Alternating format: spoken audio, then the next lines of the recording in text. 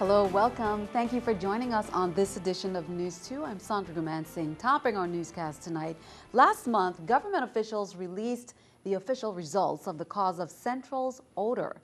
The report pointed to the sewer system as the main problem that closed the school more than 2 months ago. It outlined a number of recommendations to address the issue. News 2's Erica Parsons has the details. The odor investigation of Central High School is complete. Experts say the aging sewer system is at the root of the high school's smelly problem. In March, education officials closed the school because of several foul odor incidents that sent students and staff home. Local and federal agencies partnered to investigate the issue, first interviewing students, staff, and hospital attendants who treated those who fell ill. Officials quickly ruled out Jovensa's refinery and Diageo's distillery as possible culprits since residents in the surrounding areas weren't immediately affected. The EPA, along with the National Guard and DPNR, monitored the air on the school's campus. Other investigators scoured Central High's neighbors and, through a process of elimination, found that the foul odors were caused by the sewer system. Since Waste Management's aging sewer was identified as the most likely source of the problem, EPA officials asked a consulting firm to evaluate that system and make recommendations to fix it. The company made 8 recommendations, which included pre-treating wastewater at the lift station, cleaning the inside of the force main, adding an air relief valve on the lift station discharge pipe, and thorough testing of Central's sanitary system to include repairing all defects where sewer gas could escape. The report also recommended constructing a weir structure in the northwestern manhole on the school's campus to prevent sewer gases from entering the school's system. It said Education and Public Works should conduct joint inspections of the school's sewer system and complete an as-built survey of the system. Erica Parsons, News 2. Now, the work being done at Central High is still not complete, but education officials say they're working to make sure the campus is safe to be opened when school starts on August 11th. The Rules and Judiciary Committee met in Otley Legislative Hall. A bill was discussed for a statue of VI boxer Emil Griffith. A bill also was discussed increasing billboard fees. A bill also for transferring the Massac Nursing Home to the Department of Sports, Parks and Recreation for sport resort facility and boxing gymnasium.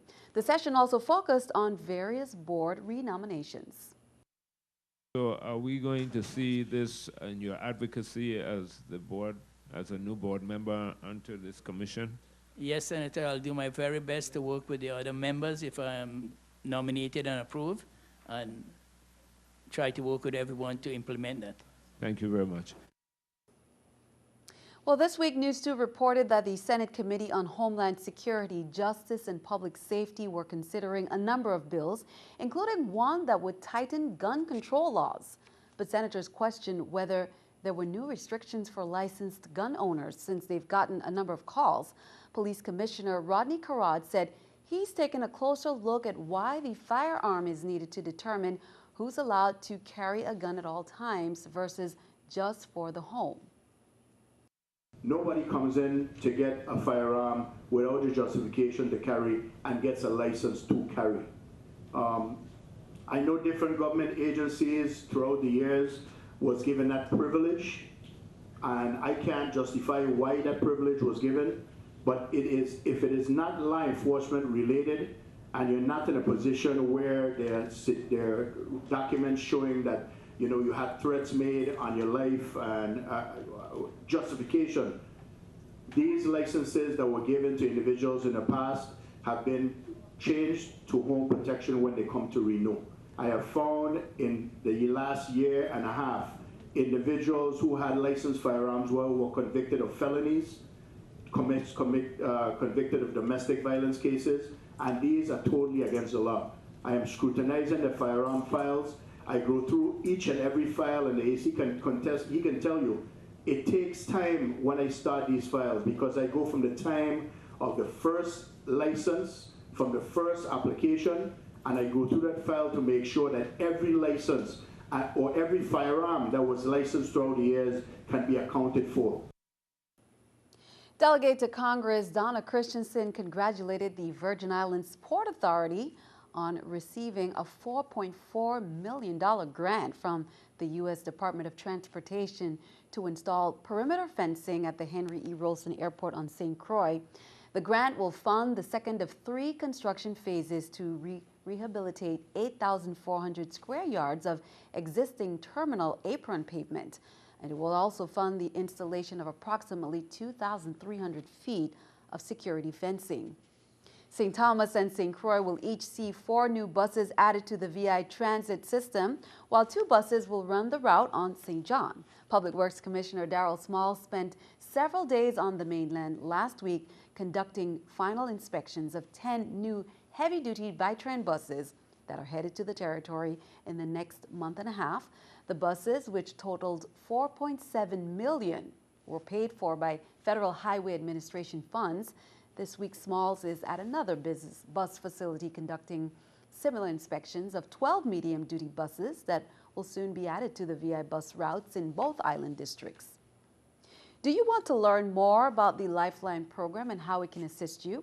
Well, the Public Services Commission, the PSC, announces that it will hold a Lifeline program awareness open house on the island of St. Croix.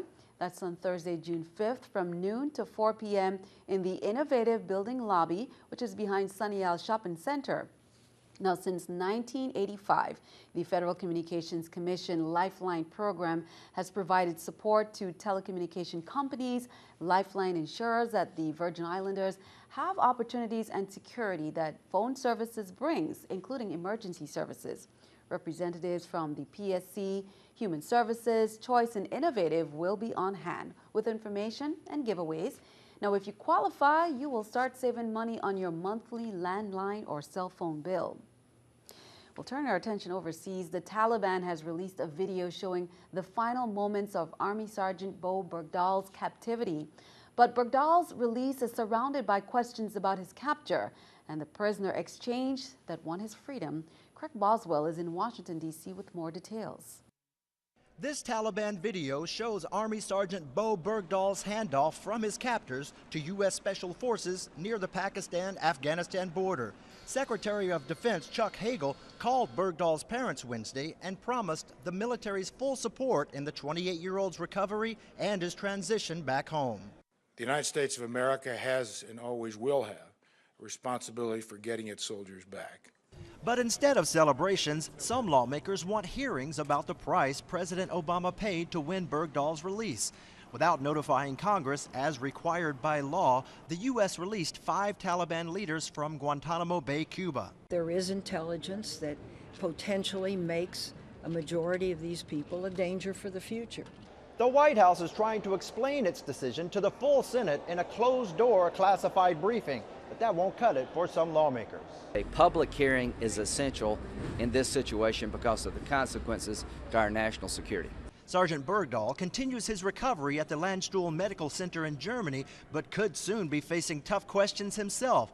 The Army has said it will look into the events that led to his capture after fellow soldiers say Bergdahl abandoned his post. Well, keeping our eye on the economy, it appears hiring is slowing down at many U.S. businesses. Payroll processor ADP says private employers hired the fewest employees in 4 months. Despite the negative news, the markets managed to finish in positive territory. More U.S. seniors plan to stay on the job. A new CBS poll finds only 52% of Americans plan to retire at the age of 65, and that's down from 67% in 2005. Most of those surveyed said they find it difficult to save for retirement. Here's the New York Stock Exchange with our stock market watch. The Dow, Nasdaq, S&P all up. The Dow 15, Nasdaq 17, S&P 3. Coming up on News 2, World Oceans Day. It's June 8. It's a time to remember we are all connected to the oceans no matter where we live, inland or on the coast. And an event is coming up that will take you down under to see firsthand just how connected we are. That's coming up next.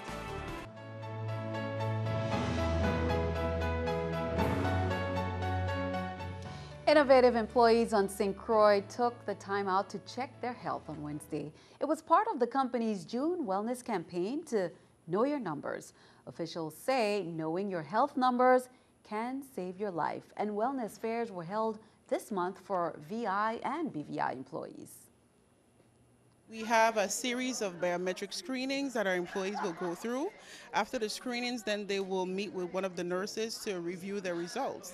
We also have a number of different stations. We have the stress management station, we have weight management, and we also have the relaxation station where employees can get chair massages. We are encouraging our employees to get on the healthy track. We want them to know their health status and take proactive measures to improving their health. So this is one of the reasons why we're having our annual health fair this year. Meanwhile, innovative companies, they're inviting all employees to an evening of business and class. Now, you can put this on your calendar. As members of the St. Thomas St. John Chamber of Commerce, innovative companies both, they will be hosting the Business After Hours on Thursday, June 12th from 5:30 to 7:30 p.m. And it will be held in the Innovative Business Office lobby. Now, the event will be an evening of networking and will feature an assortment of hors d'oeuvres by the St. Thomas Restaurant Group, the famous Cash Bar, live entertainment, gift bags for attendees, door prizes, and much more. Business After Hours is an excellent opportunity to network. They will also take advantage of the opportunity to inform the public about ongoing projects as well as plans for the future. World Oceans Day is June 8th, and it's a time to remember we are all connected to the oceans no matter where we live, inland or on the coast. In the past few decades, the threats from pollution, overfishing, and other forms of exploitation have increased dramatically, and that is why the recognition. Now, a local film festival aims to raise some awareness. Jonathan Bird, star of Jonathan Bird's Blue World, Greg Lashbrock, and Kathy Johnson.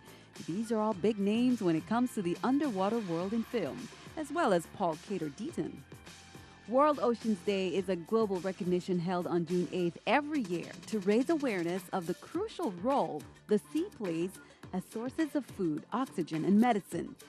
The mission of the Reef Renaissance Film Festival is to encourage inspired stewardship of our fragile blue planet and to raise awareness of the many challenges facing the oceans today. The problems are myriad, and through the work that we do via film and interactive, we feel like we have some tools to help people understand what's going on and perhaps what they can do about it. And because not everyone has the opportunity to go down below to experience the beauty and serenity of the ocean, those who do like to share what they see. I went on an expedition with Joe Romero in December filming tiger sharks, and it was an exhilarating experience to say the least. And I'm in post-production with a film about it now called Showdown at Tiger Beach. But Joe and Bill have been kind enough to share with us some of their work. One of them is the headliner for the evening, and it's called Chasing Lightning. It's about the many challenges facing the short-fin mako shark out in the Atlantic. The Reef Renaissance Film Festival is where you need to be to learn more.